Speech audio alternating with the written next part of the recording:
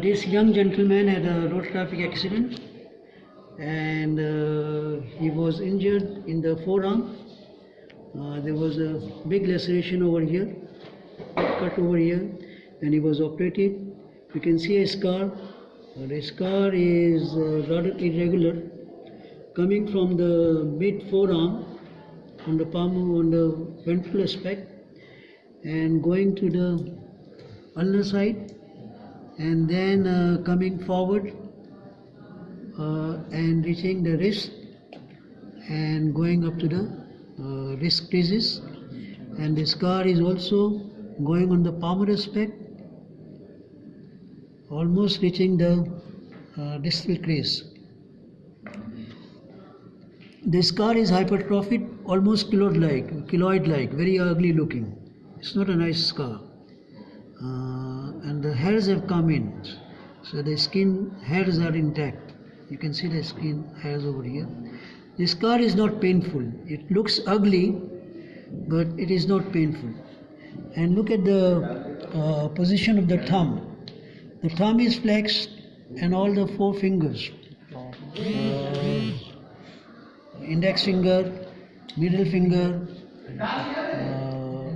ring finger, and the small finger, they are all flexed. He cannot extend it. If he tries to extend it, Wilson try to khole. If he tries to extend it, the fingers remain flexed. But what is extended is this joint between the metacarpals and phalanges. This joint becomes extended. Or khole, or see. These are the extensor tendons. Extensor digitorum tendons on the extensor side. Look at the, this is hypothenar and this is thenar mass. Hypothenar muscles are atrophied. Compare it with the normal side. This is his normal hand. Look at the hypothenar mound. Very good muscles. And look at the thenar muscles. These are thenar muscles. These are thenar muscles on the thumb side. All of them are atrophied over here. And these are hypothenar muscles.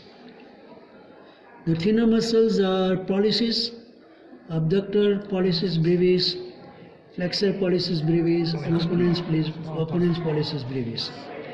They are all atrophied over here. The hypothenar muscles are mirror image of the thenar muscles, and they are labeled as digiti minimi. Flexor digiti minimi, abductor digiti minimi, and pollicis digiti minimi. And look at this thenar on the left side. They are all atrophied. So he has got involvement.